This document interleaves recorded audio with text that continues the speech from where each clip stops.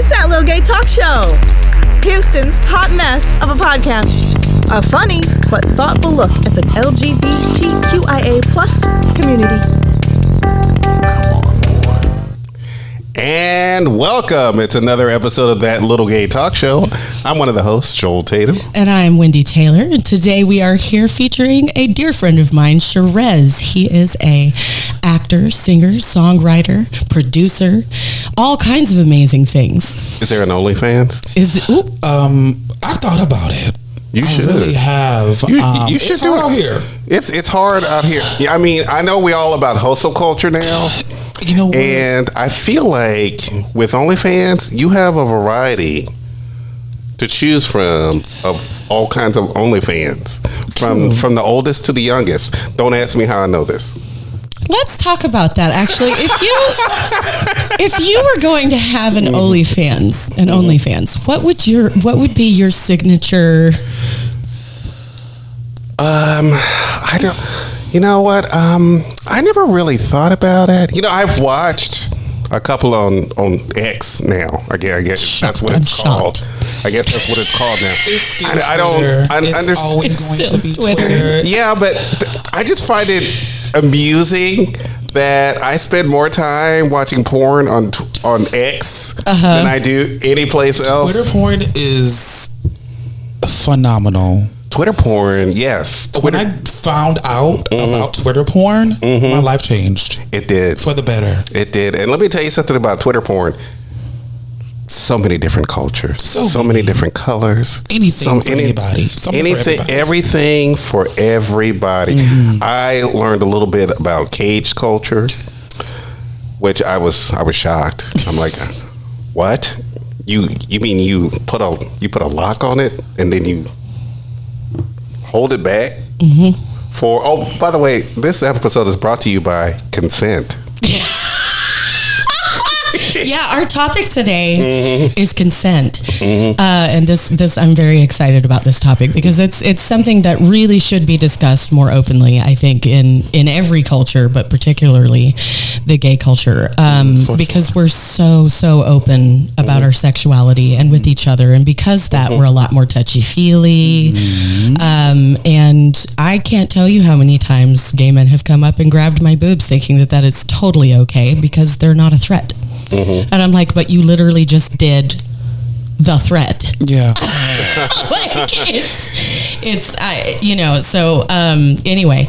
General history about that, and I'm not excusing any type of behavior when I bring this up, but when I was growing up in the 90s, back in the 90s, that's what the gays did.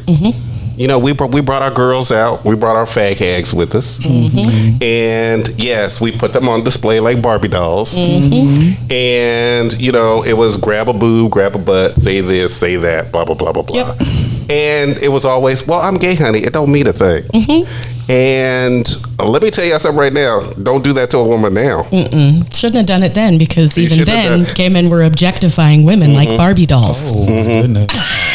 So we are not your Barbie dolls. Which goes to show that, you know what, it really is all men. After what we've been through in the last few weeks. After what we've been through, getting a brick in the face. Oh my gosh. Getting a brick in the face. And you know what? You know what the sad thing is? It happened here in Houston. I thought. Oh yes. The first time it popped up. Now, I'm a TikTok girl. Okay. I doom scroll on TikTok a lot. Sometimes too much. Way too much. To the point where it gets depressing. Have you ever gotten so deep into TikTok that you are now questioning your humanity? You're questioning yourself as a man. I'm questioning myself as a black man right now because I'm like. No, because I don't TikTok. Because right now, black women are like, no more to black men. And I'm like, wait a minute. I'm still a black man, even if I'm gay. You gotta. Being black is like living in a different dimension. There's so many rules that are applied to us that I think that are not applicable anymore. Especially being a queer member of a black family, like in all the news, and you hear about people like your own family discriminating against you with your cousins, with your daughters, with your sons, and being, I guess, being ostracized. Just, I don't know where I was going with that, but it felt like it's painful. It is painful. Thank you. It's very painful. It's very painful. And I think moving back into like women, like I would go to women because even though the women would accept me a little bit more than the men would, and that's how we think we build that bond, and we build how we built that those relationships. Because I feel like that gay, most groups, gay black men and gay black men and black women, we have a symbiotic relationship. We kind of do. We have a symbiotic relationship. Language, the way we dress, the way we talk, the way we act, blah blah blah blah. It's very much in tandom. Yeah, exactly. Well, it's like a sisterhood. Yeah, it's a very good sisterhood. We're all siblings. That's where those lines blur, and that's where the comfortability in something you feel, because I know you and you remind me of my sister. That means I can go up to you and touch your boobs. Absolutely not. Right. It's just a thing about, like, again, it's objectification. And I find over and over and over again, my biggest issue, I think, with misogyny in general is just the dehumanizing of the femme. It's completely dehumanizing and lessered. Sure. It's othered and lessered. And then in turn, they're dehumanizing themselves. Yeah, correct. Exactly. They're dehumanizing the entire situation. Correct. Exactly. No one's human anymore because you don't feel, and then you're ignoring the feels of that person that you just traumatized. Correct. So then no one's feeling anything. Yes. And then that's why we're here in the space we are today. And it's like this sense of ownership, because if somebody is an object, you can own them. Right? You can have ownership over them. So I think my core issue with misogyny, the patriarchy, all of the above, boils down to being objectified as a human being and not looked at as a person at all. I am a whole, or a set of holes, and it's not just women or the femme. It's gay men too. Bottoms, I have seen y'all go through it with some of these tops. Okay, and hello. That's because once again you have patriarchal issues. Yeah. That end up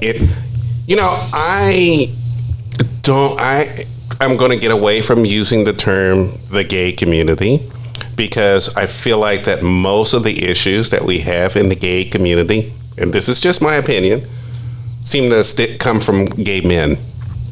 And that's a bold statement. That's me. And that's my opinion. I feel like most of it comes from gay men. I would agree with some of that, except for the insurgence of TERFs. TERFs get my goat every time. Well, you know what?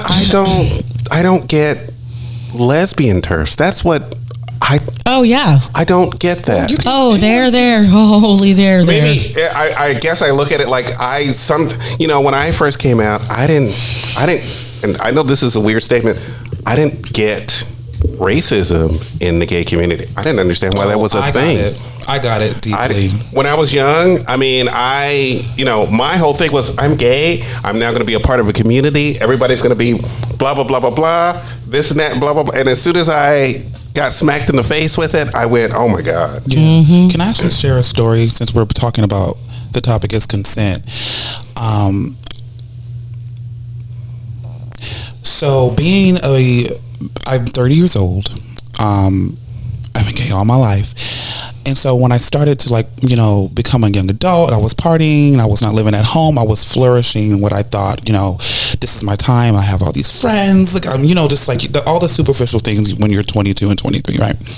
And so I'm partying with these people, I'm doing drugs, I'm drinking a lot. and their behavior is also very promiscuous. And mind you, I'm like the one black person in the room, and everyone else happens to be a white gay man. So I just want to preface that environment. And so they were doing things. I'm looking, I'm watching, and then the problems in that environment didn't start happen for me until I started exhibiting the same behaviors that they exhibited. And then they targeted me and tried to make me seem like I'm being pushy, or I'm the aggressor, consent, or being aggressive when I'm doing the same things that I thought y'all thought were cool. Like, I'm trying to fit in with y'all, and I'm gonna take responsibility, for any hurt I've caused people, through life or whatever. And I really mean that, because taking responsibility is the first step to evolve yourself, right? Correct. But also, like, that environment was the environment I was in. And so if I'm going to take accountability, then y'all need to do, because y'all showed me this. Y'all showed me this. Right. And then I thought they were my friends, and lo and behold, they weren't the whole time. So, I mean, the inappropriateness in the gay community is also insane as well. Oh, yeah. I'm a genuine relationship person. I always have been. I want that fairy tale relationship. I want that knight in shining armor, all that stuff. And so I always lead with that. But there have been times when, you hook up or whatever. But I guess where I'm going with it is that, like, the patriarchy has to be stopped. That's going to be the soundbite for this whole thing. It's just going to be Sherez going, the patriarchy. It has to be stopped. I had enough of it. And so when I got out of that environment, and my mom, she was like, I told you. She warned me. And I don't want to make it like this race thing, but it kind of is at the same time, because I was never really one of them, never will be. But when I think of their lives now, where, like, I'm still thriving, because I treat people with respect and dignity first. Always given first. It's always a clean slate with me. Yeah. And I think that's what a lot of people don't do. Correct. They think you, and they judge you from every other line of person that they've ever met. I've had to stop me from doing that. Oh, and for sure. I think I'm finally conquering it. Like, it's not right to do, number one. Well, but to be fair, it's a natural thing that the brain does. It's a survival skill. Oh, yeah, for sure. Your brain makes snap judgments, because back in the day when we were dwelling in caves, making a mistake would kill you. Yep. Exactly. You would die in your sleep over the dumbest shit, right? Like, or God forbid, you get sick before, we even knew what penicillin was. So, like, it's something that the brain naturally does to protect. It's self-preservation. The problem is acting on it. That's when it becomes an issue.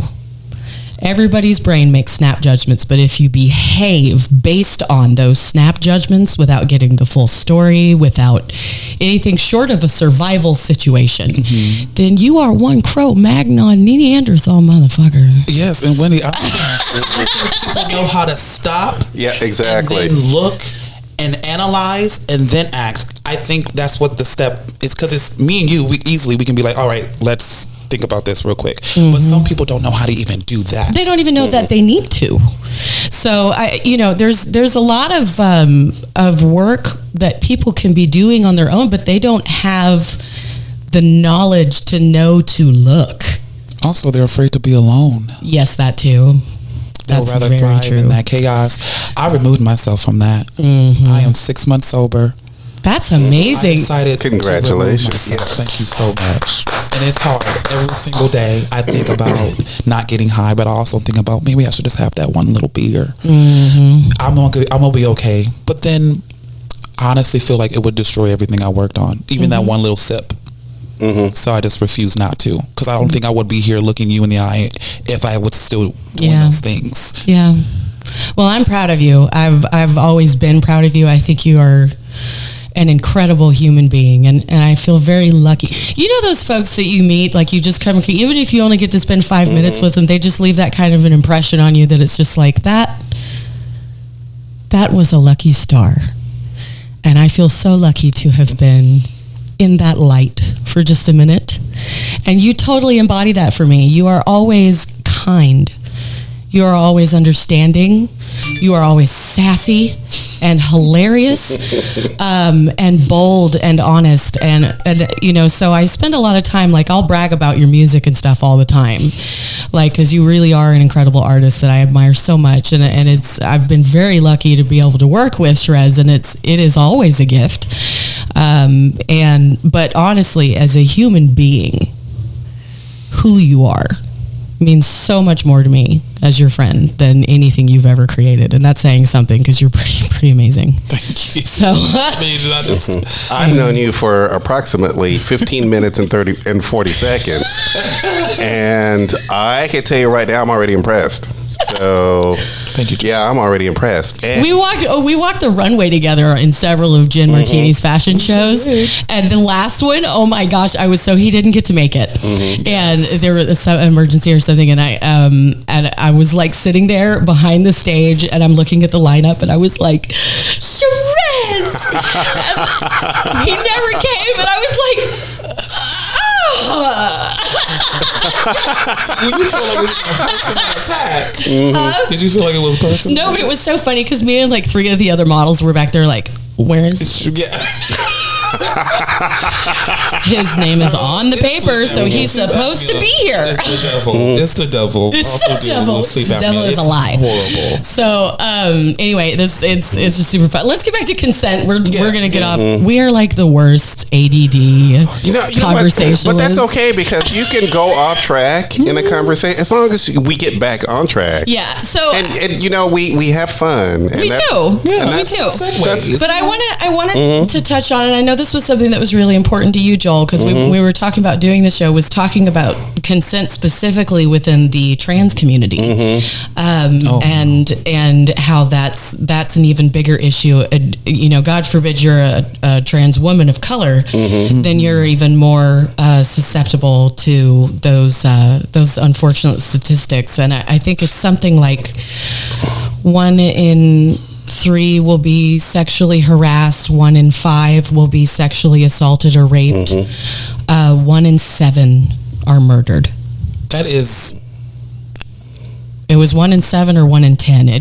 Regardless, that's so many. That's insane. That's a high number of people. By the way, the trans population in the United States, when you think about it, it's 1.6% of the population. 1.6. And that's not including the black trans people in that. Correct. No. So it's even smaller. Yes, correct. Smaller. So when you think about all these scary trans people coming for the population. Yeah, exactly. We say this with love and humor. But the fact that trans people seem to be causing so much problems. So all 1.6% of them. All 1.6%. Yeah. They're so scary. Yeah, but forget, you know, let's pick on the 1.6% of the population instead of actually addressing the people who have a history of sexually assaulting minors. Yeah, exactly. Such as the church. Catholic Church. All clergy. All clergy. The SBC had all clergy. SBC had what, 700 ministers? 700 child care places, schools.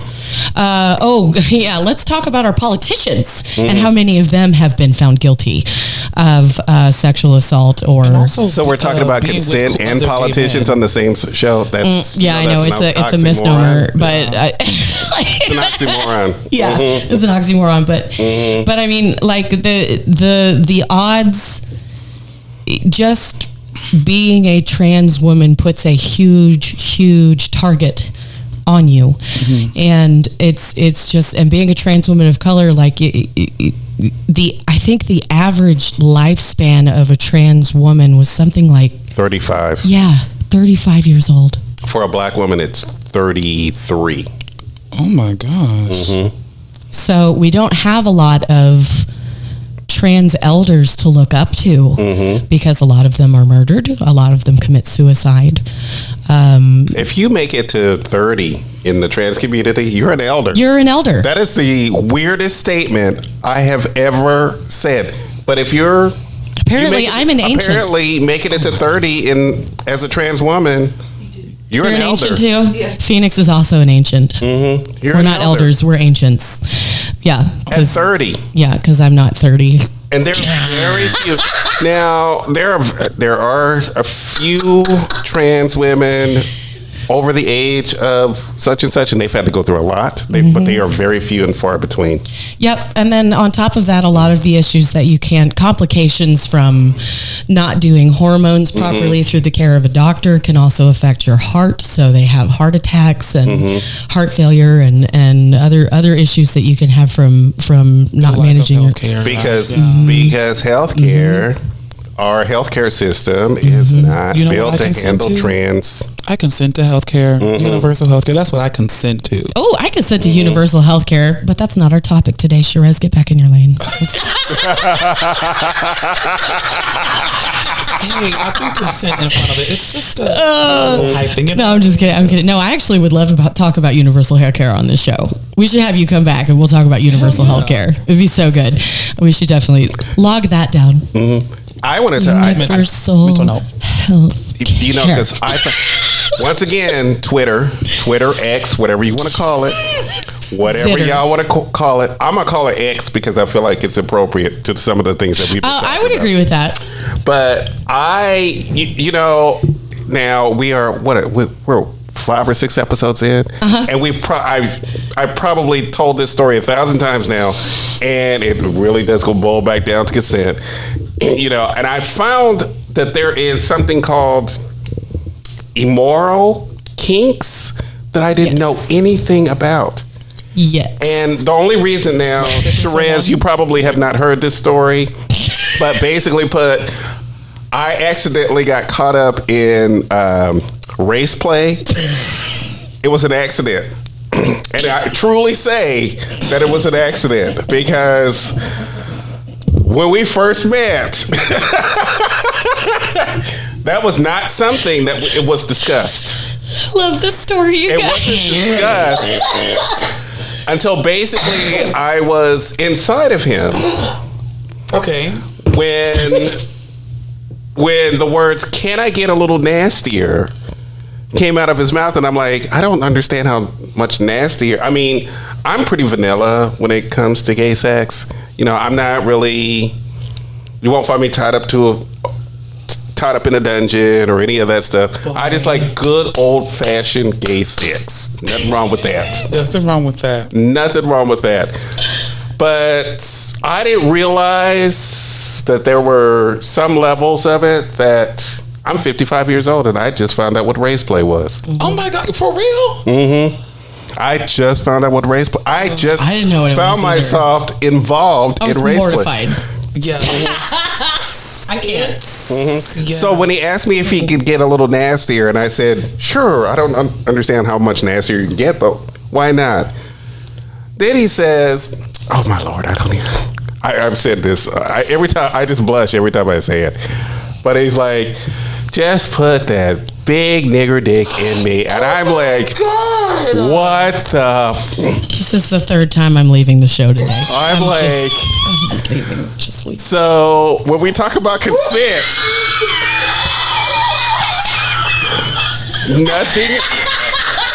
nothing was discussed beforehand. Is this show rated R? Oh, Yeah, yes. it's rated. Okay. It's rated Yeah. whatever. Yeah. It's a podcast. It's a podcast. So yes. By the way, I was still inside of him when he said that, Oh. and at that point, Like, oh. I couldn't figure out what to do. That was my first time going. You do what Viola Davis does. Pick up her bag and leave. Oh, I think a donkey punch was warranted, actually. I guess I was so shocked. I love that meme. She picks up her bag and she's like, Yes, I love that. That's the one. I love that, and I She's wish fabulous. that I wish I was that girl. I really wish I was that girl that I could have just quit. I'm out. But I'm like, I'm already The here. popping sound. You finished? I'm already here. Let me just gotta hit a finish so I can get out of here. Because I don't know what I got myself into. And then, girl, after the whole thing was over with, he said, I hope I didn't offend you. I'm sorry. when I went there, and I went, well, it's my first time, so I'm gonna have to say that I was didn't have fun. So I'm just gonna go home. And that was that. You know, he called me 3 weeks later and asked me why I hadn't called him back. He asked me why I didn't call him back, and I said, because I don't hang out with the clan. I don't think What? I didn't enjoy myself as much as you enjoyed yourself. Cognitive dissonance. I don't know. I know. I'm Why? What gave you the idea that He can't explain you in his saw own head me? how he would have, even though he said that he basically apologized, he can't figure out why. Yeah, you know exactly Okay, what that's you called did. delusional. Yeah, You know exactly what you did. You know what you did. And then he did the classic. He did the classic thing that I'm sorry, Wendy. I'm sorry, Phoenix. But he did the classic white people thing of, but I had a black boyfriend. I'm like, Oh my God. The whole room at So once. he was okay with his boyfriend doing that, or his boyfriend doing that with him. Apparently his ex-boyfriend was okay with The race play. With the race play. And by the way, did a little research. There were a lot of black men who were into it. And I was shocked. I'm not actually shocked. I'm a little shocked. Because anything that's taboo is hot, right? True. And also, like, in the gay community, we have submissive and dominant. I was about to say, naturally. like, we naturally So, have in every with the history of our nation. culture, Yeah, exactly. straight, you know gay, where we're going with lesbian. Yes, we know where we're going. Those dynamics do happen. They absolutely exist, and some people like being degraded. Like they really do. I don't get it. It's not my It thing. humbles them, I guess.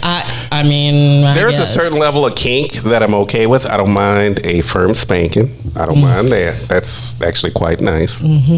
I don't mind a little. We tried candle wax on the nipples one time. That was very nice. Oh, I like That candle was wax. That was. I gotta try that. I was shocked. I was Go get shocked you some because I was candles. like, it burned, but then it was like, oh my god. I hope that. Yeah, that's exactly what it is, though. I am glad that we're filming this because I want people to see the expression on my face when I had candle wax for the first time. We were at a bar, by the way. Oh, good. in We public. were I at a love that. bar. That's actually my kink. That I'm gonna say is my kink is doing things in public, which I know is not right if everyone doesn't consent, but if no one's around, or if they're like 20 feet away, Yeah. and they're not paying attention. You know what? I'm old school. I don't mind a little public display of something every now and then. Do not mind it. It's cute. It's fun. It can be fun because it's a little dangerous. And I think it's hot. I'm sorry, kinda JRs. hot. I did it in your bathroom, and I also what person at this table hasn't done it at a JR's bar? I haven't done it at JR's. all the way in the back. He was Australian, and he was gorgeous. Oh, honey. You're only 30. Honey, I can tell you ripcord stories that would curl your hair, girl. Ripcord is I can tell you rip girl. rip stories. Someone's ass Oh, last no. Friday. Ripcord, to me, Eating the ass at the picnic table. me and my friends went, and we're the older crowd. We went, oh my God, they turned Ripcord into a family bar. Oh my god. It's Family bar. you bring your children in here. That's how family it is. Because I remember the days where you couldn't even go into the trough in the bathroom without somebody laying in it, so you could pee on them. So, all right, just to close out this section of tea time with Joel and Wendy,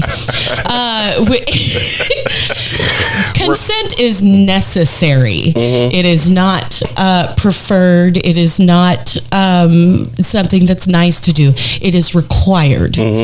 If you're going to go out and get wasted and you've been married for 40 years, you should still talk to your partner and say, do we want to have sex tonight and fool around just in case you get a little out of control? Yeah, and That should be discussed beforehand. I think also like talking about, hey, you want to hook up later? Like, why is that so weird to people? Everyone likes to do things like spontaneously, or like, I'm like, no, like, do you want to hook up later? Because I have a life. I know I'm going to be lonely later. Yeah. You know what I mean? Yeah, and I also have a life. Like, is that not consent? Like, I can't. Yes, yes. It's just communication. You cannot be scared to talk about sex. If you are scared to talk about sex, you are either not ready to have it, or you are with the wrong partner. But you should be able to talk about it. You are so Thank you. wise. It's because I'm really old. And I want to have this discussion. I'm an agent. I want to have this discussion some more, like at the last part of this show, because I really want to talk about this a little bit more. Oh, it's perfect because the game I picked for today is Fuck, Marry, Kill. Consent. Oh, the consent version? Yes. That sounds fun. Yeah. That sounds really fun. Yeah. So we're going to take a little bit of a break because we've reached the 30-minute mark. We have. And we're going to get into Wendy's Corner where she's going to sit down with Sherez. Yes. She's really going to let him have it. I'm going to let him have it. She is going to pull out. Give it to him. What did I sign up for? Everything that you need to know about this? Sherez. I'm going to interview you so hard. Oh my gosh. So hard. And we're going to watch. Wendy's. We're going to watch. It's being filmed right now. It'll be on OnlyFans next week. Shopping. Hey. I totally want to be on OnlyFans. We're going to find out how submissive he really can be. Okay. Bye. In Wendy's hands. In Wendy's hands. In my hands, you, girl. We're going to get you a wheelchair because it's been a while. But anywho. We'll be back. We'll be right back.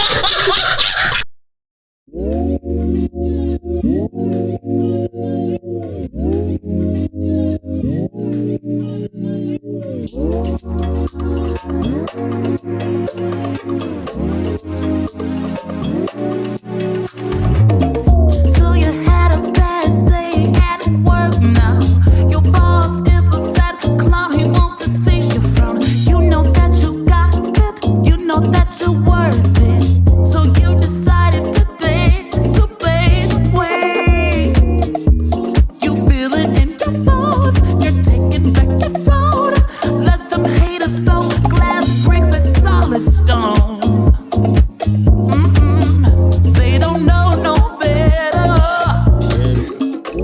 Let's party, grab somebody, get on the floor and remind them who you are. Cause you're a shining star and you got star quality. Full moon, roses and flow. I wanna grow with you. Yeah. Full moon, roses and flow. I wanna grow with you. Yeah. Tell me something good, baby. What's been on your mind, baby? We can cry about the pain. What doesn't kill us makes us stronger. No more fear, no more drama. Let the joy rain down, rain down, rain down. We made it, we made it through the gates. I love the way you move. Let's party, have somebody, get on the floor and remind them who you are. Cause you're a shining star, you got star quality. Full moon, roses are blow. I want to grow with you. Yeah. Full moon, roses are blow.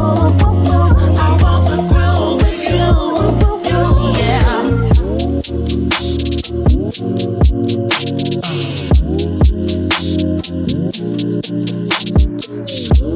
Let's party, grab somebody, get on the floor. Cause you got star quality. Full moon, roses are blow. I want to groove with you.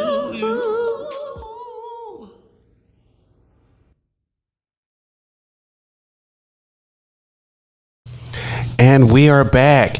And we are about to hit Wendy's corner where she's going to sit down with Sherez and they're really going to get in depth, really into it when it comes to, wait, are we deep into it? Oh, wait, we're talking about his musical career. We're not talking about consent we're anymore. gonna I'm sorry. we're gonna talk about Sherez. It's all about Sherez right now. Sherez. And this is the part where I dip. When I dip, you dip, we dip. Okay. The same thing. See, did it? Put Yeah. your hands on my hip. Period. Yep. And then let me see that to zero. Okay, so I okay. So Sherez, as I stated earlier, is an amazing artist. He is a songwriter, a producer, a singer, wonderful vocalist. Let me just say, even knows how to harmonize right. It's super fun, especially when you're singing karaoke.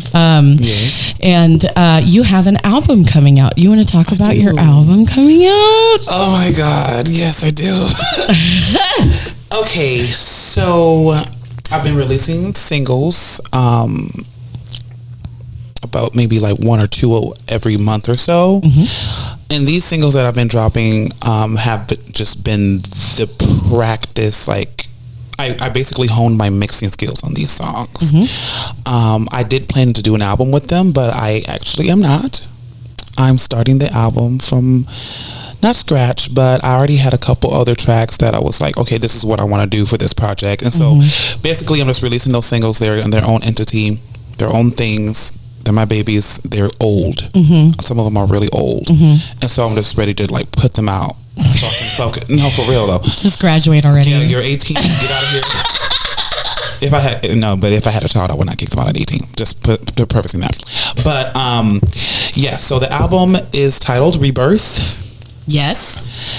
It is centered around my rebirthing of me. That sounds painful. It was actually. It was the life that I lived the past decade. I've realized has been nothing but trauma. I lost myself, feeling the need for community, which is not a bad thing. But if you go to the wrong place, you know. It's dangerous. I went down a really bad road with my drug use and my alcoholism, and I basically wanted to escape and run. So I put those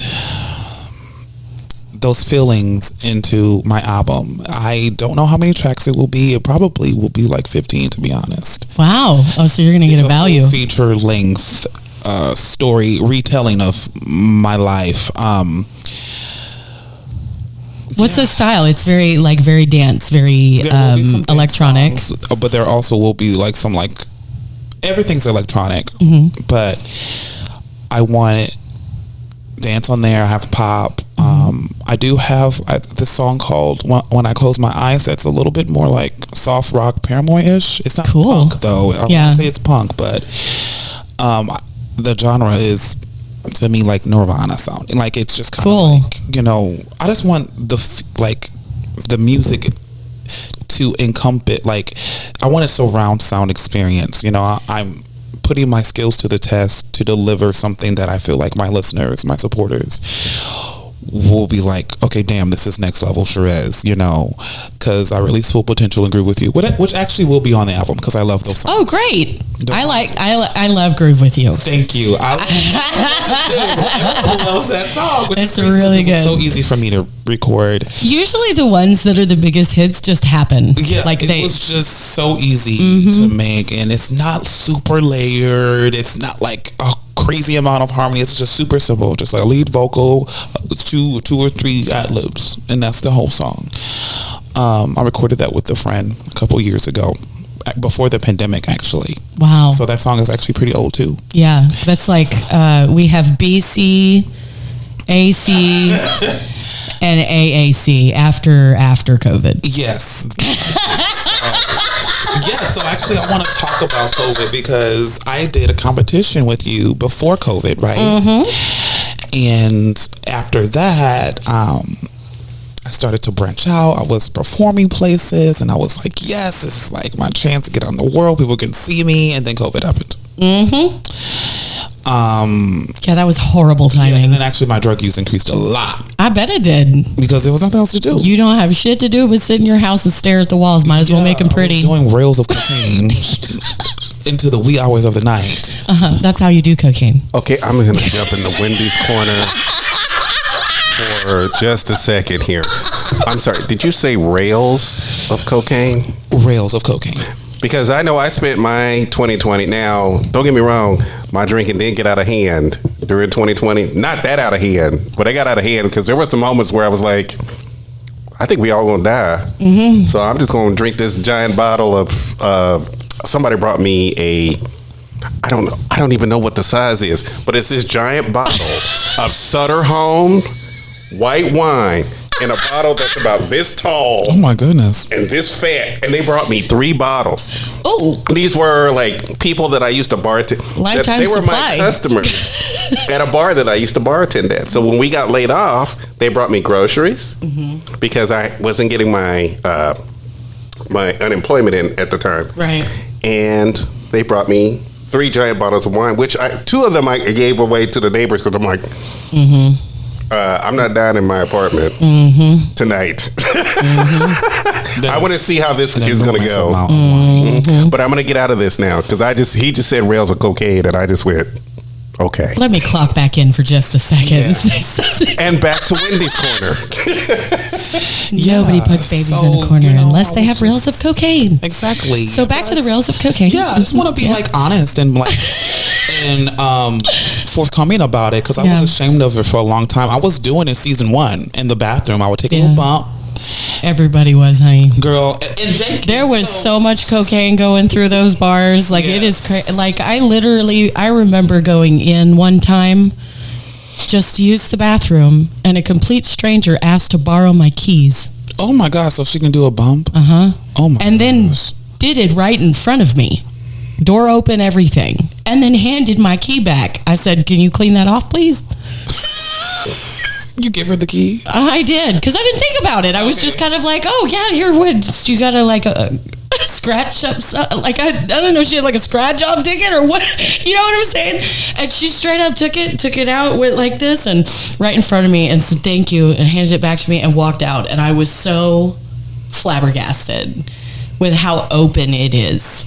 Yeah, it's a problem in the community. I've had people stick coke up my nose without me asking. Oh my gosh. Like I walk into the bathroom and they go whoop right up my nose gosh. and I'm like, I just did cocaine. Oh my God, I'm gonna have a heart attack and die. Like I'm in the middle of a show. What the fuck? Yeah. Like why would you do that to somebody? First of all, that's how you get your ass kicked. I mean, like, I was so flabbergasted. I mean, even though I did it, but don't force me to do it. I literally, it was so unexpected. I just laughed about it, played it off, went to the bathroom and went back to work. I'm sorry you were so violated like that. I like literally, that kind of stuff happens to me everywhere I go though. Life is wild. I literally just be walking into orgies sometimes. You don't even know what's going to happen. I get invited to weird shit, y'all. Anyway, I'm not mad about it. Yeah, so you've got this whole rebirth thing where you've evolved and overcome all of these difficulties during an incredibly difficult time. Yeah. For many people. So first, let me just preface this by saying I'm so glad you're here. Thank you. I'm so glad that you're here and that you're still making music. Thank you. And that you're healthy. I think that's honestly phenomenal. Because to be honest with you, there was a moment when I was like, I'm killing myself, and it would have happened sooner than later.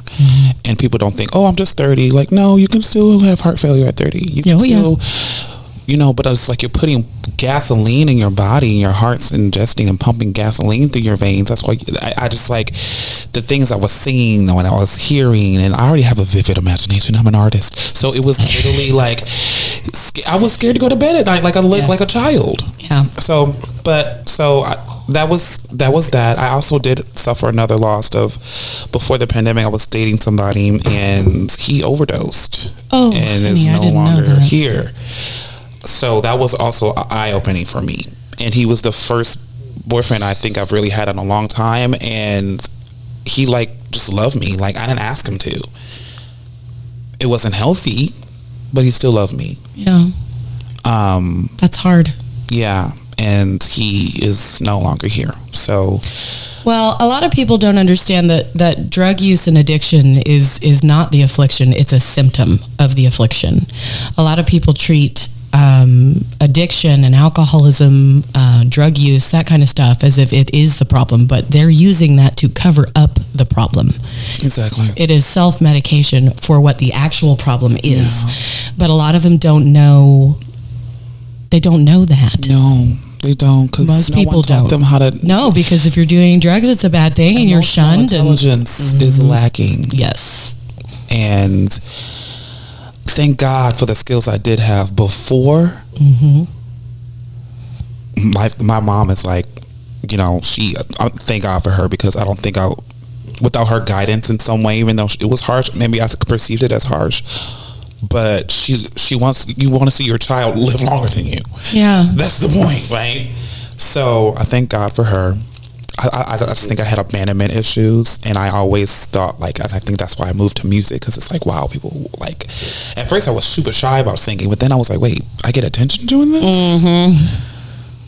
And so then there we go. I discovered I had to go back to, like, 6-year-old me and be like, what does he need? Yeah. What did he need? And it's like discovering yourself. But it's like, that's deep meditation that I've been doing. I'm telling you, it didn't just happen. This is years of me meditating. I started getting into, like I said, self-meditation, learning where your chakras are, how to talk to yourself properly. That's a big one. Yes. Ignoring the bad thoughts. Because it's not that they're not going to be there. It's not there. They're always there. It's what you choose to focus on. And a lot of people don't know that when you allow yourself to go down those spirals of negative thoughts, it actually changes the physical shape of your brain. It creates pathways forever. Yeah. So every time you start hearing those negative Nancys in your head, you tell them to shut the fuck up, go look in the mirror, say 3 nice things about yourself, and repeat those over and over and over again. Because it's still energy. Take it, and I think you should mold it, shift it, and force it into something. Yes. Create something. Now, say something. That's not to say you need to lie to yourself. Oh, absolutely. And say, I'm great, I can do no wrong, because that's not true. That's delusional. You can be great, but you gonna fuck up. I'm sorry. What's wrong with being a little delusional? I need to be a little delusional every now and then. Delusional is great, but I not need at the detriment of your health. Well, my journey is similar to a lot of your journeys. You know about my journey right now, and so I understand the idea of the bad thoughts. For me, I just let them run through. I have learned that I can't shut my brain up. So for me, whenever I have bad thoughts, I just let them run through. I always just change. What I do is I change the narrative. So I can be like, okay, yes, I screwed this up. I didn't do this well. But now I know better. And I can do better moving forward. Or, yes, this was a mistake. How can I possibly make this better? As opposed to, I suck. I'm an asshole. I'm never going to do anything right. It's you have to switch it to something that's not going to be so devastating, because nobody is meaner than your own brain. Amen. Nobody can say anything to you that you haven't already thought about yourself. Oh my God, yes. So, and that comes from within, not from without. That's stuff that you're telling yourself. That's your imposter syndrome. That's your ego. That's your self-esteem. That's all of those things. And it may be your mental illness, because if you have anxiety or depression, those thoughts are very intrusive. And it's very much a part of the thing that you go through with those disorder. It's schizophrenia, bipolar disorder. And I thought I might have been I was considering am I schizophrenic? Yeah. It's crazy because I just went through a family issue, and I don't want to put his business out there, but I have a family member who we just found out is bipolar. That's hard. And you just never want the people you love to suffer like that, you know? Because could you imagine not feeling like, what's wrong with me? What's wrong? And that's why you feel so chaotic. Yep. And then, but thank God that they got properly diagnosed. That's huge. Finally, After how many doctors though? Yeah. No, and that's unfortunately that's a problem. First of all, healthcare, mental health care in particular in this country is a privilege, not a right. It is for people with money. And if you don't have money, you get stuck with the beginners that learn on you. Exactly. Before they go off to have great careers as doctors. Exactly. For free. There are not a lot of free or paid for doctors available, or pro bono situations available from really good doctors, because they don't have to. Yeah. And even if they could, you can't. You don't become a doctor to not be able to pay your med school loans, Yeah. So it's a big issue, I find, particularly here in the U.S. and especially here in Texas, is the lack of easy access to mental health care. For sure. Before they become homeless, right? Because a lot of people you think are homeless, they're not. Maybe most of them are not really on drugs. Most of them just have mental illnesses. That correct. And shocker, if they are on drugs, it's because they have a mental illness. Exactly. Because no one else gave them the time of day, but that drug did. Yes, it did. And it's easy, and it makes you feel good, and it's instantaneous. I get it. When you want, and then it's hard to stop because your body's dependent on it. That's why they keep going. So you feel worse going off of it than you did before you had it in the first place. When I stopped doing cocaine and alcohol and cigarettes, my body fought me so hard to the point of tears sometimes. Quitting smoking was the hardest thing I ever had to do, and let me tell you how big of a bitch I was. My poor children. They come in, hi, mommy, home from school. What? I was not a happy camper when I quit smoking. Any addiction is it's just hard. But you know what helped me? I want to get back to sound and oh yes, sound and binaural beats and Delta music, and I would put on a Delta targeted YouTube 8-hour video, and instantly my brain would just it would just get that feeling of just euphoria, something that is natural that you feel like when you do drugs. So it's I kind of shifted my brain into getting recharging from things that are natural instead of trying to recharge with something that's man-made. Well, and that's something that's what they say to do, is that you never stop being an addict, right? There's always going to be a hole to fill, but you're supposed to fill it with things that are good for you. Yeah. That's the thing. So you replace these behaviors with things that are good for you. I had a friend of mine who quit drinking alcohol by learning how to knit. Wow. It keeps his hands busy. And he makes beautiful things now, but that's beautiful. Just creation. Yes. So it's something to be able to put that energy into that is a positive thing that is going to be helpful for yourself, for other people, and taking it easy on yourself, taking it easy. When I stopped becoming my worst enemy, and then I found out there's other people out there that will do that shit for me, but it also fuels me too. Oh yes, I love a hater. I love a hater. I love them. Literally, they fuel me. I don't think they understand how much it makes me laugh. Particularly if they're funny. A lot. Honestly, I love it with my friends who are in the public eye send me stuff that trolls have sent them because it's so funny. It really is. It's so funny. Okay, I'm sorry, Al, but I'm going to tell this story. Al was DJing at Mr. in Dallas when the whole controversy happened about someone bringing their kid to their brunch. Oh my. And he ended up becoming kind of public enemy, a face of public enemy for being a queer man in entertainment. And somebody said, can't spell DJ Farb without barf. That's actually a little funny. That's what I said. I said, I'm so sorry, Al, but that's hilarious. That's a little funny. He goes, no, it is funny. And it's so he sent me a whole list of things that people were saying from these crazy right wing, like people that don't even know how to spell stupid, calling you stupid. You know what I'm saying? You're so stupid. Anyway, yeah. So I think haters are hysterical, and nothing gets me to success faster than someone telling me what I cannot do. Exactly. Really, I can't. Watch me. Oh, Wendy, I love that you said that, because the first intro track to my album is called Push. Ooh. In parentheses, watch me. Ooh. Like, watch me push through the void. I can't wait to hear this. I love the song. It's on my phone. I can't. The mix is on my phone. Can we promo it? We can. We can? Okay, cool. So we'll put, when we promo this on Facebook. Okay. Yeah. I had to ask the voice of God over here on the left.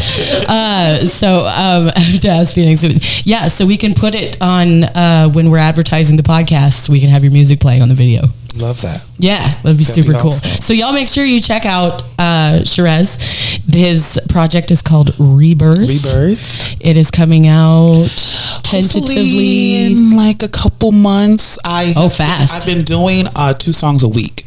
Oh, that's fast. Yeah. That's fast. I know. Well, let me know if you need help with vocal production. Actually, there's a song that I need a choir for, and I don't want to do all the voice parts. I'm tired of singing the soprano, the alto. I'm trying to sing, because I don't want it to be just me. I want it to be. You want to blend. A blend of voices. Yeah, you want to blend. So actually, if you're down, I'm so down. Ask you this for a I'm long time. so down. It's called Higher/Smoke, and I need it's like a gospel song. Oh, cool. So I can wheeze through the whole thing. You know what? I'll just put that on a fader at about like this big, and you can just be just through the whole song, underlying the whole song, to be like it's just Wendy wheezing. I swear to God, it's artful. It's artful. It's art. I love sneaking stuff like that in there. Like I helped Lady Bird with her album, and I did the vocal production for that, and it's coming. Official release date September 30th. Oh no. Lady Bird. So she's amazing. But we always like to sneak things in her songs. Like in Allergies, she sneezes. Oh my God. And also is picking flowers, going, "They love me not. I think they love me." Yeah, yes, it's really cute. Stuff like that. It's really cute. Love stuff like she does the cutest stuff. It's so cute. Yes. So yeah, throughout the whole song, it'll just be. I love that, Wendy.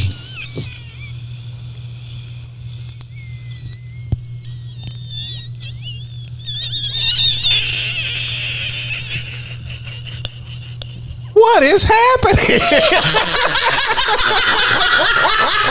What is happening? I get Wendy Taylor on the track, and that's all she does. I'm like, that's what I'm going to be famous for. Just wheezing into Sherez's track. What? I wheeze too, so we'll wheeze together. I love it. Okay, so tell me a little bit about how you got started.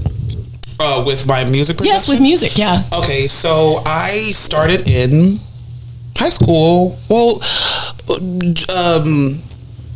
middle school, really. Before I moved to Texas, I'm from Wisconsin, so my first play was The Wizard of Oz. Awesome. Yes, I was one of the guards.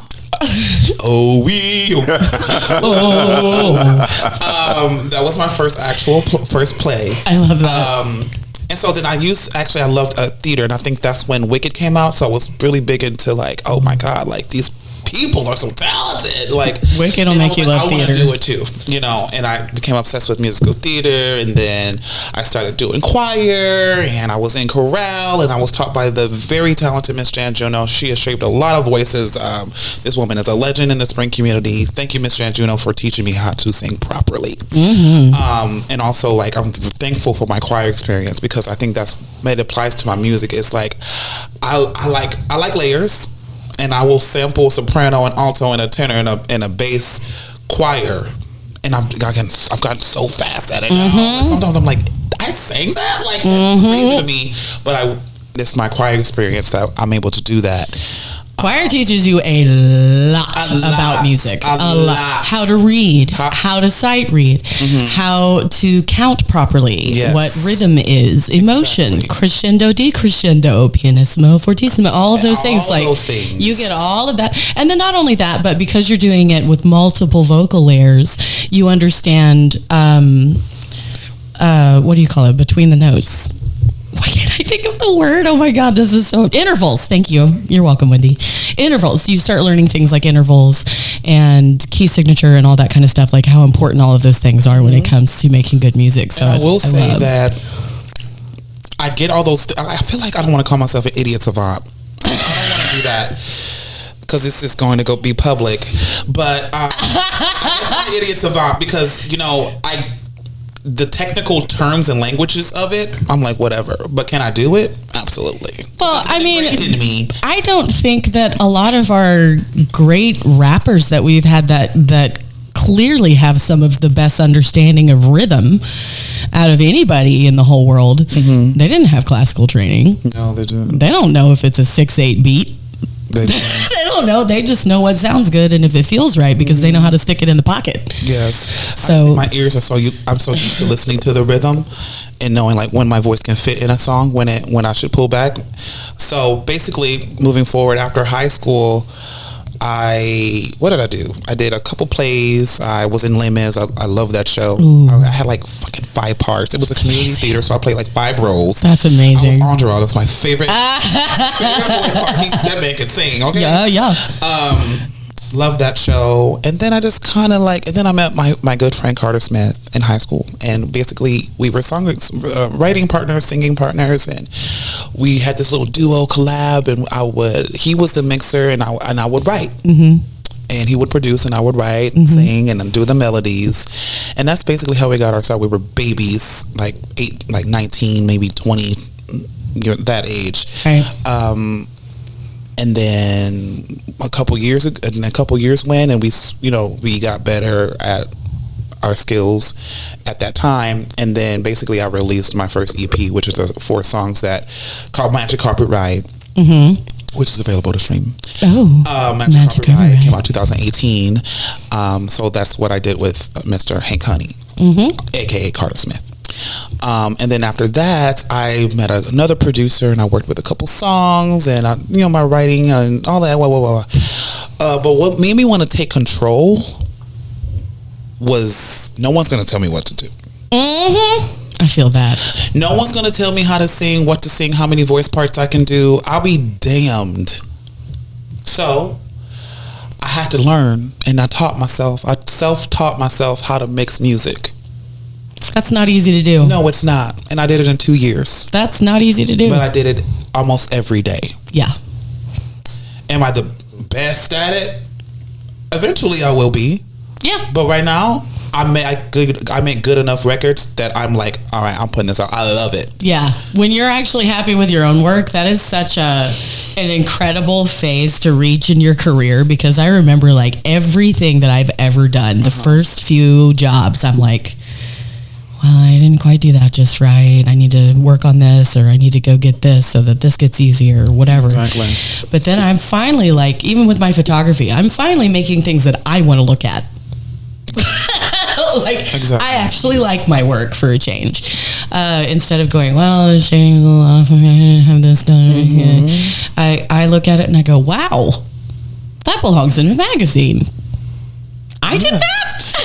I keep telling myself, like, I'm going to make it. You are. I'm going to fucking make it, because I make great music. You really do. Music for music lovers. Yes, you do. I don't make music to be popular and to sound like 2 Chainz. No offense to 2 Chainz, or no offense to anybody else, but it's just like, I want to make music that I grew up listening to. Well, you want to make music like Sherez makes music. I want to make classical music, but do it in the way that I would do it. And I'm finally doing that. And I did it with my own hands. Yep. That's pretty impressive. So yes, so I released an 8-track EP called Chasing the Dragon Volume 1, and it was basically like the end of my drug use period. So I knew, that's why I named it Chasing the Dragon. I like predicted me becoming, I was like, I'm going to get off this drug. I'm done with this. This is it. This is my story up until then. And then I decided to, then I released it. Is it the best sounding? No, but I was like, I gotta push this send button because I can't keep working on this. Oh yes, you know that's I have to tell every single one of my artists, like, if you wait until your art is perfect to put it out, you'll never put out anything. And you know, I had someone tell me that. He was like, you know, basically what you just said. Yeah, it's like, if you don't push send, like, what is it? What are you doing? Yeah. You can't keep working on it You forever. can always come back 10 years later and remaster it and re-release it. Record it and do all, because I'll tell you, there is one part of my song Real Good, Real Bad that I listen to every time, and I have to sing the correct harmony every time it plays with my mouth because it bothers me that it's not on there. It's like my vocals. I'm like, why wasn't that background vocal there? My vocals. It's just not there. I'm scared to do a song without background vocals. Because if I fuck up, it's going to be apparent. Okay, so here's what it's like public rights, so it's official. If you would like a vocal producer for the rest of your album, please let me know because I would love to have it done in my studio. And I would love to use some. Yeah, I'd love to collab. And I have a couple other songs that I'm, working on. I'm just trying to spitfire them. Yeah, but also spitfire them and make sure that they sound the way I want them to sound. Yes, because you have a bar. You got to raise that bar every time you do something. I already know. Period. I already know. I know you. Who taught me that? I don't know. Who did teach you that?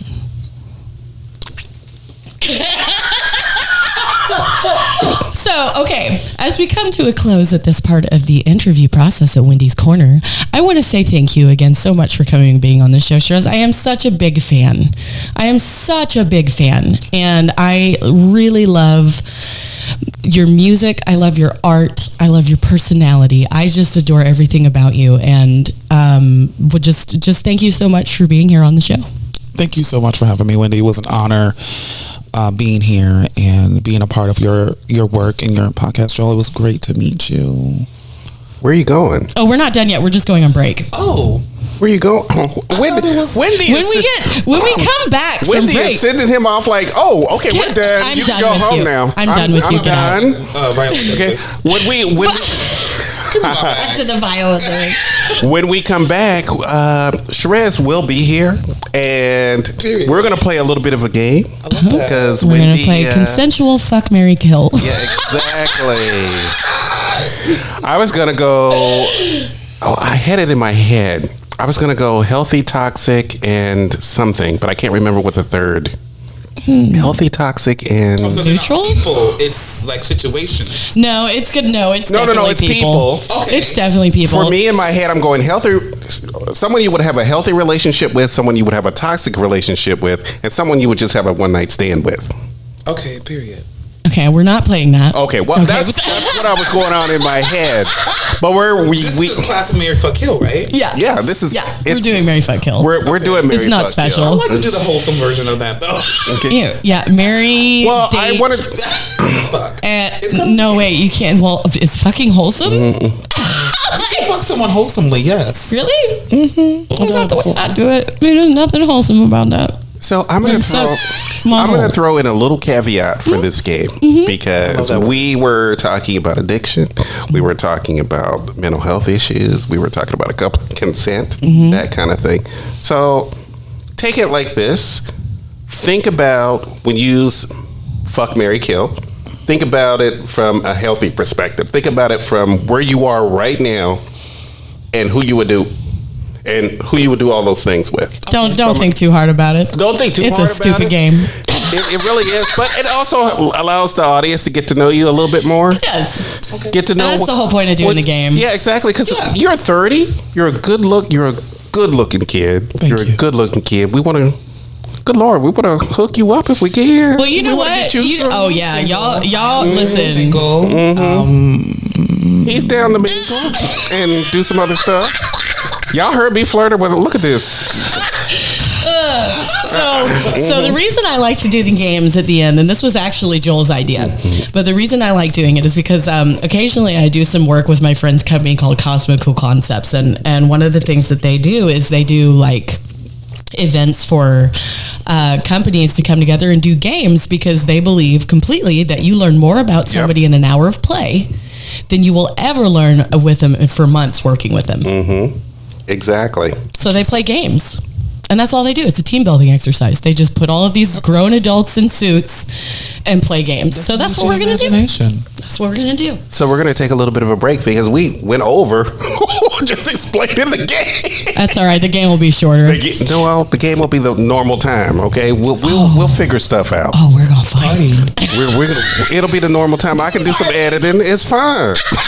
We'll work this out. It'll be all right. Time for freedom, time for authentic reasons. It's time for the season that I reframe my mind, reframe my mind, reframe my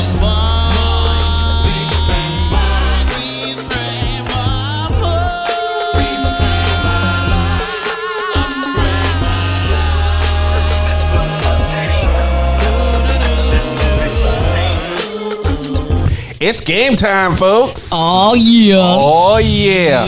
I'm back with Wendy and Sherez. We're about to get into some fun on a bun. Or in a bun. On a bun. In a bun. Bun in the oven. Fun on the bun. I don't know.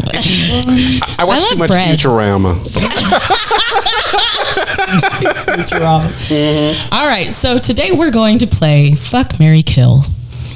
So the way that we play this game, for those of you who don't know at home, because I think we all know how to play, right? So you just say three people, and you decide between those three people which one of them you're going to marry, which one you're going to fuck, and which one you're going to murder. So we're going to start with all of the Chris's. Oh, my God. Okay. Fuck, marry, kill Chris Evans, Chris Pine, and Chris Hemsworth. This is easy for me. Okay, well. It's easy for me too. That's super easy. Go for it. I'm fucking Chris Hemsworth. All day. Every day. All day. I'm killing Chris Pine. For real. Okay, and I knew I'm going to get so much hate mail from the Pine Nuts, but that 5 head's got to go. I mean, he's an average man. I comes up with hotter men than him. So, and then I'm marrying me Chris Hemsworth. Chris Evans. Oh, for sure. Chris Evans is so wholesome. Him too. Okay. So, best of both worlds. I love Captain America. It's America's ass. He's probably just so sweet. I know. That's exactly how I feel. How about you? So funny. Well, first of all, Christopher Jamal Evans, as the black women Twitter calls him, he's definitely I'm marrying him. That's definitely a marriage right there. That's definitely, he will be taking care of me for the rest of my life. With them checks. With them checks. You do all the Marvel movies you want to, baby. Just bring in the checks. Just bring in the checks. All right. Now, Chris Pine. Poor Chris Pine. I think that's your answer. I might have to say kill. Yeah. I might have to say kill. Is it, to me, it's the forehead. That's 3 up, 3 down. It's the forehead for me. That's what I said. It's like a movie screen or something. I'm like, shit. oh no. You know what though? His Prince and Into the Woods was phenomenal. He was good in that. He was so good. When he sang Agony, I was like, you bitch. That was so good. It was. You know, I saw him in Dungeons and Dragons. He's so cute. And I went, Oh, I thought he was cute. I didn't finish watching the whole film. I thought it was okay. Well, the movie's not great, y'all. Like, I love the movie. But, the movie's not great. But, you know, I love this kind of stuff. So, Yeah. I was looking for all the Easter eggs and everything else. So, yeah, I love these kind of movies. But I just thought he was, I'm like, eh. I was into the guy from Rage, the English black guy from what's the show on Netflix? Good Lord, the period piece. Bridgerton. Oh, yes. I was happier to see him than I was like. It's just Chris Pine. Oh wow. And Chris Hemsworth. I'm sorry. Yes, that would be bang bang. But he would. I'm gonna be honest. he would be my bottom. Oh, Are you a top? I'm versatile. Okay, because I'm versatile. He would giving top energy. Yeah, he would be my bottom. He would be my bottom. all right. I want my legs in the air and me like holding his back and just like feeling those muscles. Like, That's what Christopher Jamal Evans is for. He will be. My legs will be on his shoulders. Yeah, For consensually. sure. I will no Consensually. longer be versatile with Christopher Jamal Evans. I'm just a strict bottom with Mr. Evans. Oh, but okay. Mr. Hemsworth. Someone please send this to Chris Hemsworth, please. Mr. Hemsworth, please. you're going to have to be what my bottom. is Chris Pine with Chris Pratt? You know, you didn't put Chris Pratt in there. No, I did not. Thank you for that. You're welcome. All right. So, no, I did not. No. He can kiss my Jurassic ass. So, anyway. Well, the next one is going to be, are you ready? Fuck, marry, kill Kelly, Michelle, Beyonce. No, you didn't. I'm putting this. I don't want to be a part of this conversation. Where's my bag? You're not fixing to get me killed on Twitter. Okay, you know what we're gonna have to do. Let's play this So game. now, yeah, Let's, give you it know to what me. we're gonna Give have it to to do. me. Everybody just Sherez, laughed. you know what we're gonna have. You fucked up. Know that. Okay, so I'm gonna have. Okay, I'm just gonna go ahead and answer now. Okay, Beyonce, we're gonna have to marry because I mean, I want Beyonce's money. we just gonna have to marry her. I mean, don't get me wrong. I'm honestly just. I know. I'm just trying to get close to Jay-Z. I'm gonna be honest. I'm just trying to get close to Jay-Z. Oh. I find him mildly attractive. Watch out, babe. Maybe it's the weave that's going on there. I have no idea, Not but the weave. there's something. Yes, The dreads. are they even his dreads? I'm pretty sure. Are we still calling them dreads or are we calling them locks now? We call them locks now, right? No, his are dreads. Oh, his are dreads. Mine are Okay. locks. No, his are locks. Can you explain the difference to me? Because I have hair like cotton candy and I don't know. They twist. They wait. The way It's the twist? It's the twist. Yeah. Okay. If you look at the base of my locks, they're twisted. Like they're like Okay. in a spiral. Okay. Locks are just like when it's just one piece, and it's just like.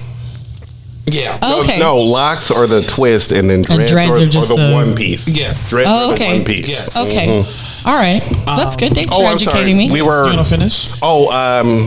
Kelly and Michelle. Oh, good Lord. Poor Michelle. I already know. Oh, Lord. You know what?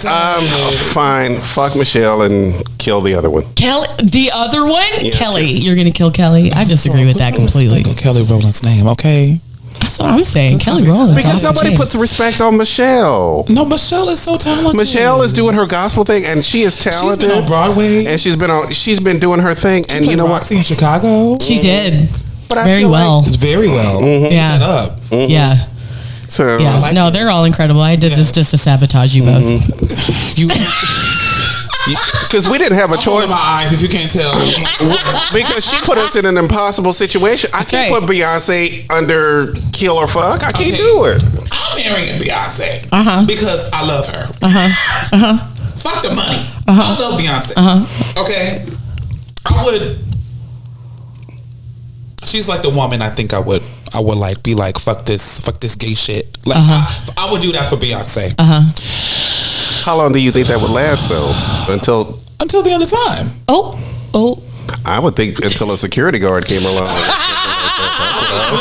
Bodyguard. Yes. Can get it. Yeah, he can get it. Oh, that's another bonus. but he would have to marrying get I would into- marry her to get close to him. Yeah. There you go. Be like, hey, Julius. Okay. Oh my God. Yep. I already have my answer. It's going to shock both of you. You know what? Okay. I'm going to fuck Kelly. And I think I'm gonna have to kill Michelle. See, So I would marry Michelle. Oh my God. Oh my God. I would marry Michelle. I would fuck the shit out of Kelly Rowland. What? And I would straight up bury Beyonce. And you know this. And guess what, Sherez? Guess who's gonna get all the hate for her saying that? Us. Yep. That's why I Y'all do let it. that white woman say that. Okay. It's my privilege. It's her privilege. She used her privilege. Not here for it. You know where I stand. I'm a B stand all day. Okay, I'm a little bit more of a Rihanna girl, but we're not gonna have that discussion. Oh, she's coming. Oh, please Rihanna's coming. Don't put Rihanna. Oh yeah. Oh yeah. Please don't put Rihanna. No. In fact, she's next. All right, let's let's get to it. Ready? go ahead and do it. Rihanna, Oh my God, Whitney Houston, Tony Braxton. you're so motherfucking disrespectful. This bitch keeps disrespecting the black community, and I'm done. It's I'm not done. disrespecting the black community. It's You because I asking love the us black to- community. oh my God. Sophie's choice here. This is Sophie's choice. All right. Okay, Rihanna, Whitney, and Tony Braxton. Mm-hmm. Honestly, I have my answer. I'm fucking Whitney Houston Ooh. all night. She's a freak, and we know it. Oh, that's true. And she's also queer, which they refuse to whatever. So we know she can get a little freaky, okay? And she's Whitney Houston, okay? She'll sing me a lullaby, and then I'll call her an Uber, okay? I'm killing Tony Braxton, Yeah. and I'm marrying Rihanna Yeah. because she's that bitch. Yeah. She said, "Fuck music. This shit don't make no money." You know, she's one of the highest. She has the highest streams of any artist. You want to know how much she's made off streams? $3 million. Holy cow. That Off is streaming. That's very incredible. little. That is Because very for those little. who don't know, you get paid like 0.0001 cent. I haven't made Every probably time $20. Yeah, every time you're streamed, every time your Yeah, music is streamed by so- one person, you don't even make a whole penny. Her numbers are astronomical. Yeah. She's only made that much money. Also, a lot of artists don't know this, but when you release your music, tell people, don't just tell them to stream it, tell them to put it on a playlist, because if they put it on a playlist, it will actually get preferential treatment on the streaming services. So It will. make sure you tell your It will. fans to put it on a playlist. Any playlist. Yes. Doesn't matter. Feel free to put Full Potential and Groove With You on your playlist. Yes, as do well it. as, Friendly Fire, Yeah. Genie. What else have I Ooh, I like Genie. Oh my God, Wendy, I forgot I have something to tell you. Okay. So I just thought, okay. So I have a song coming out October 16th. Oh. Sekou. What? Wait, is he back from California? I love Sekou. This song with him before he left for the cruise. So we have a song together called Good Graces. It's a love song. Oh my God, What? Sekou is so Sekou amazing, you is guys. I love him. amazing. Oh shit. Okay, so October 16th. September 28th, called The Art of Letting Go. Ooh, that sounds I good. have a song coming out with Sekou October 16th called Good Graces. Oh my gosh. That's incredible. And Sekou has been on this show. He has? Yeah, he has been on this show. He was here with me and Charlotte when it was me and Charlotte Shotgun. Okay. Sekou Yes. is so, oh my I gosh, tell I you, love his voice. Sekou, he's one of those people, like, you know, singers. He's one of those singers that, like, he just like his voice is just. It does things to your body. does Yeah, things. like it does It's his things. tone for me. It's the tone and also his clarity and power. Oh, he's the ultimate singer. Like he has flawless pitch. His tone and color of his voice is He just sings with a fucking smile. gorgeous. Yes, he You sings can with a hear it smile. in his voice. Yes, he sings with joy, and it just makes you feel things. Like I can't wait for that. That's gonna be phenomenal. Yes. And I'm I can't excited wait for about y'all to that. hear it. Holy shit. I want to see it performed. Oh. Yeah, next time he comes to hi Sekou. Next time Hi, you come to Sekou. Houston, you Love need you. to do this duet Love you, I miss Sekou. in front of my face.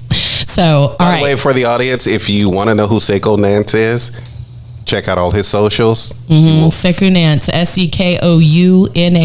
SEKOUNANCE. Sekou Nance. He's awesome. All right. Back to fuck, marry, kill. Okay. Let's do it. Oh, All right. we still haven't finished the Rihanna. Oh, right. You haven't Yeah. done yours, and right, you already did. And I'm gonna Yeah, be you honest. finished. I'm gonna be honest. I'm gonna have to agree with you on this because Whitney would be a freak, and she would probably bring Bobby into it. So Bobby, I love you. Bobby. She would probably bring Bobby into it, so it could get pretty freaky. I could be okay with that. I would And fuck Rihanna because she's into whips and chains. Rihanna, I need her billions, so I'm marrying. M. Yes, that part. I'm marrying her because she's got Fenty and she's yes. My future is set. I would Future is set. fuck She'll Rihanna. never have to do anything again. She could never have to do anything again, and she is set for life. I would marry Tony.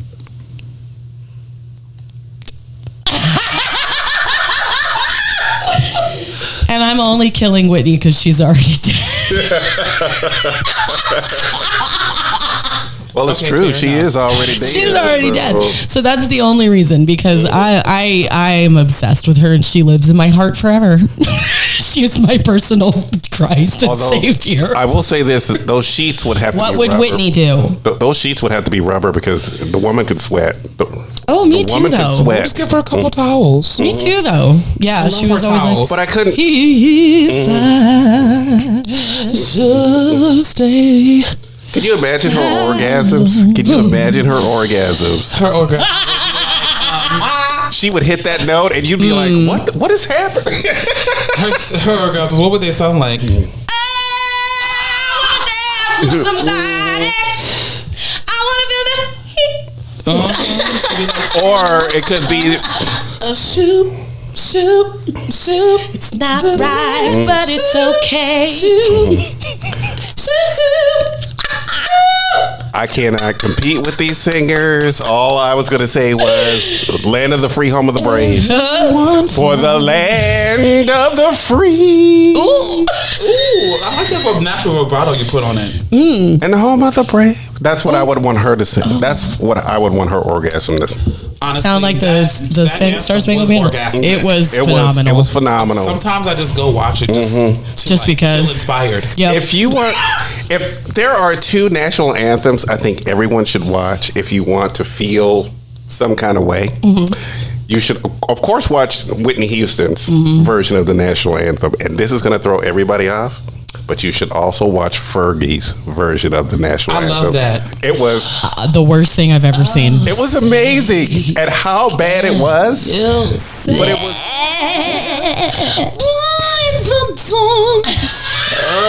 Lee. Oh, that was my favorite part. Have you? They made a songbook based on her version. It is hilarious. I can't remember. I think Kobe Bryant was there. I think it was before he passed. It but was. It the was look the on NBA. his face when All of their faces. when they were all like, They were like wide-eyed and bushy-browed. They were like, "What the fuck is this lady doing?" I saw some people like doing this. It was just so extra and so unnecessary. But that's why I love watching it, because it was just But was she thought she was everything. I love that shot from the back when she's singing like, Oh. girl, you're not. Oh, it's a nightmare. I felt so bad for her. And I get what she was trying to do. You know, the funny thing is, I get what she was trying to do. I don't. There wasn't no one in her camp like. But That was my whole point. That had to go through and get approved by 7 people at least. At least 7 people was like, yeah, it's great. there was no. you, do I that. bet that. They were like, this is going to get us ratings because this shit. Yeah, it'll be the most talked about thing ever, and it's Yeah. true. But it Still kind of is. killed her career. It sure did. You can't fuck up the national anthem. You cannot do it. Look what happened to Rosie O'Donnell. Your own adaptation of it. That was so musically all over the place. All over the place.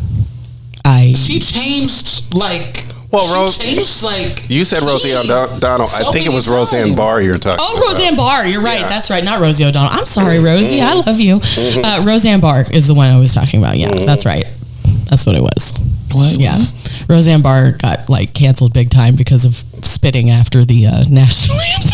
I thought she was. And the canceled fact that because she she's, sang like, it so radical. badly. She sang it really badly. And she did it on she's purpose. back now, but now she's on like the right wing crazy She's talk on show. Newsmax and all of that. Yeah, and all yeah, that weird she's stuff. crazy. Like, she might, yeah. Anyway, all right. We've lost Roseanne. She don't been gone. Okay, that's why they did her show without her. That's crazy. Yeah, I And know. they had her die of a drug overdose. Can you believe On the that? show? On the show, they had her die of a drug overdose. That is so That, fucks up. that is petty, and I love it. It was the pettiest thing you could I had to possibly give do. her testicular cancer. Wendy. I'm just saying. Can the man bashing just stop? Can the man bashing just stop?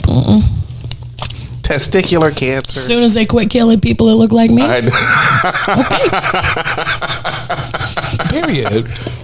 Period. So let's do one more fuck, marry, kill. Okay. And I'm gonna have to think about this really hard. Okay. I'm gonna say.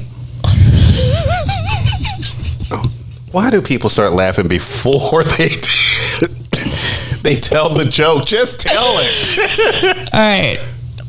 Bette Midler. Cher. Ooh. Ooh, who should the third one be? George Washington. Wait a minute, Bette Midler. Why did you It go is with Barbara Streisand? What are y'all talking about? It is Barbara Streisand. Because that would make more sense. All right, so fuck, marry. That's what I said. Barbara Streisand.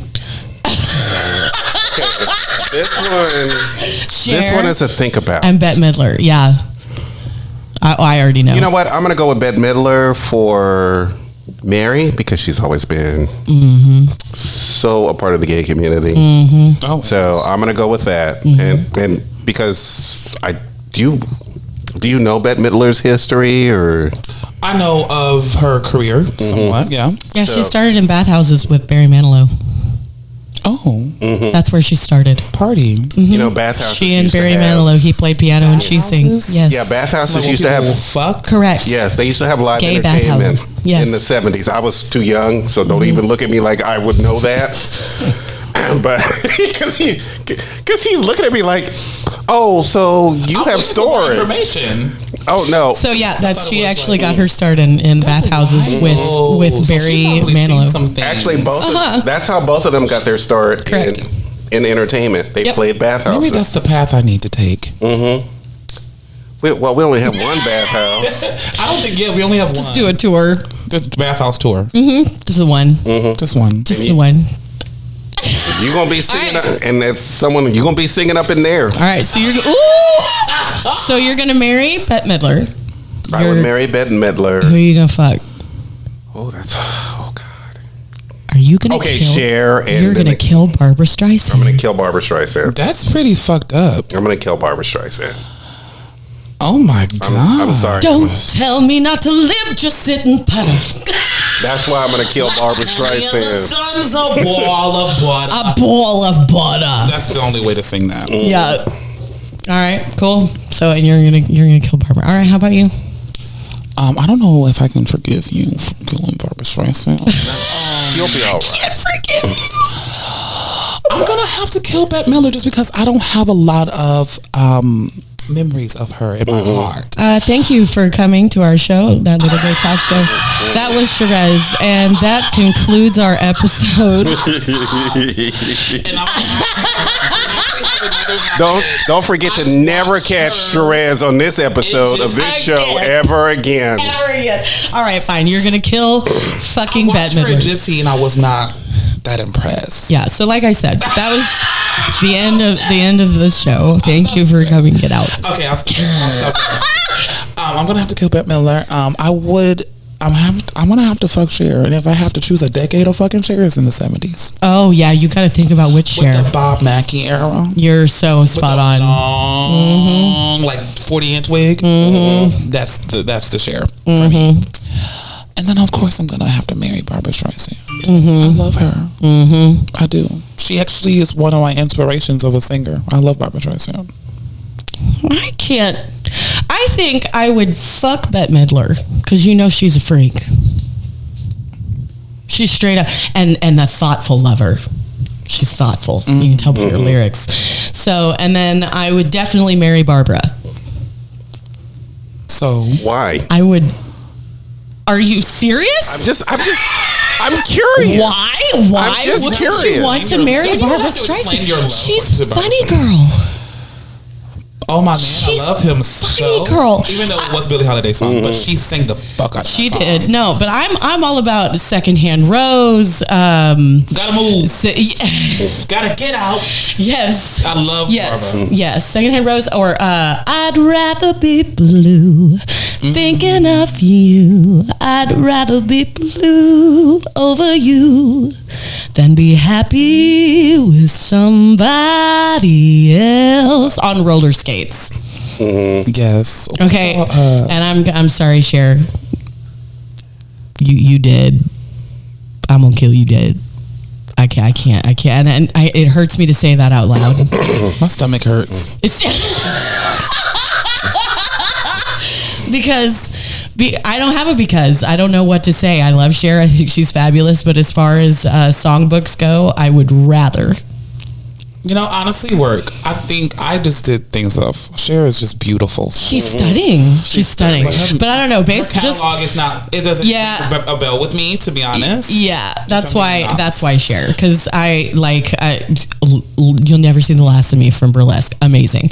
It's her Sonny and Cher, Bang Bang, Sonny and Cher, all of those things were phenomenal. But growing up, I didn't bump Cher. I bumped Barbra Streisand. The Way We Were. Yes. Come on. Yes. And just yes. And Bette Midler. I have modeled a lot of who I am on stage after Bette. I adore her. Anyway, I heard she slayed. What musical was she in? She was in about Hello Dolly. Hello Dolly. Of course she did. Props to Bette. We love you. Of course she did. Okay, well, that was my last fuck, marry, kill. Oh, you know what? I actually have one. Oh, bring it on. Let's do it. I have one. We're gonna stay with divas. Okay. We're gonna stay with divas, but we're gonna go with Black Girl Edition. Oh God. Okay. Okay. So we're gonna choose. We have Miss Patti LaBelle. Oh shit. Okay. These are. Oh, okay. All right. Miss Aretha Franklin. This is. Or Miss Diana Ross. Kill, marry, fuck. Oh my goodness. This is. I don't know if I can do this. All right. Okay, so it's Aretha, Patti, and Diana Ross. All right. I'm going to marry Aretha. I would fuck Diana Ross, obviously, and I've got to kill Patti. Ooh. I know. I just got canceled. But like, it's not that. It's just this is so difficult. I know. Yeah. I don't think I'm gonna go that route. Oh, well, tell me what route would you I know go? I'm not going that route. I'm gonna have to agree with you about fucking Diana Ross. Obvi. I'm gonna kill Aretha Franklin. Words you never thought you'd say out loud. I'm marrying Patti LaBelle. Oh. That woman, you know she know how to cook. Oh, that's true. You know she's sweet as a button. Is she? Ooh. I don't know. I'm just saying she's sassy. Sweet as a button. Oh no, she can be, but she's a boss bitch. Okay, and Aretha Franklin is not. I know she is. They had to be ruthless back in the day. Yeah. And Patti LaBelle faced a lot of like discrimination because of her skin tone and her weight. But Aretha Franklin, I think, has always kind of been like, kind of like that, like don't fuck with me, vibe. So she kind of terrifies me, to be honest. Oh, that's funny. Yeah. So I'm gonna have to. So she's your boogeyman. I get it. Yeah. How about you, Joel? Okay, so I'm gonna agree. I would kill Aretha, and one of the biggest reasons that I would kill Aretha is because she can't fly. She wouldn't fly. Oh. We couldn't go anywhere. Oh, that's right. I forgot She about that. hated flying. She was afraid of flying. She was afraid of flying. She would not fly. She would take trains, buses, cruises, but she wouldn't fly. And I'm like, girl, you can afford your own private jet. We'll be fine. I mean, I'll hold your hand, We can stop at Popeyes, whatever you need to do. We'll be fine. You know, biscuits sound so good right now. A biscuit. Not from Popeyes, it don't. I want Patty LaBelle's biscuits. Me too. And that's why I would have to marry Patty LaBelle, because I would Jesus be a biscuit. So we're in agreement. Yes, we're Don't pretty stop much you in up. agreeance, because Patty would feed me and she would sing to me, which would be just wonderful. Yeah, it would. It would be wonderful. We'd sit down to dinner, she'd sing a song. Over a bowl of hot collard greens. Oh, Or we'd Some be out cornbread. by the pool and she'd be Cornbread. I'm barbecuing here some for some ribs cornbread. or Yeah. something on the grill. She'd have Yeah. something on the grill. I'm hungry. Her Ooh, potato I am salad. too. I can guarantee You know her what? potato salad would be amazing. we should carry on this conversation over at Buddy's in Montrose. You should. Let's go to Buddy's, you guys. Yeah, let's eat. Yeah, I want a cocktail and some food. and a buddy. All right, so thank you so much for listening to that Little Gay Talk Show today. I'm Wendy Taylor. I'm Joel Tater. And I am Sherez. Sherez, thank you for Can I being plug on my the social show. medias real quick? Please we plug need you your to plug social medias. everything. Okay. So, song coming out September 28th. Please pre-save that. And then also October 16th. And I'll put those links on my social media. My Instagram is Sherez the Mage. My Facebook is Sherezmusic. And yes, that's it. Thank you. And All right. are we going to get some samples Oh, yes. of your music? Yes, Here's- we're going to have samples. I wouldn't mind playing some like in between breaks, since I have to put breaks in between, so they can get a full. Yeah. Yeah, so do it. Do some of the songs that are already due for release. or you can release some older songs if you want, just so Yeah. that people can hear Yeah. what style of music and everything that you're doing and all this other stuff. So if you want to send some of that over, please send it over, I will. so we can either put it on our. What does this do to be out? The episode will be out on Saturday. Okay.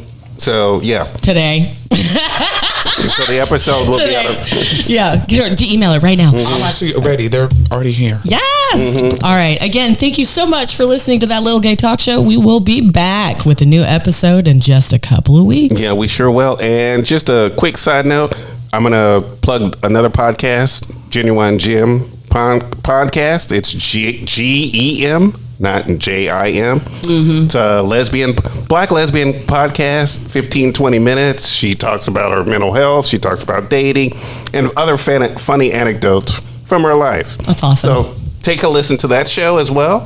And hey, we're pretty much out. All right. We're headed to Buddy. Peace.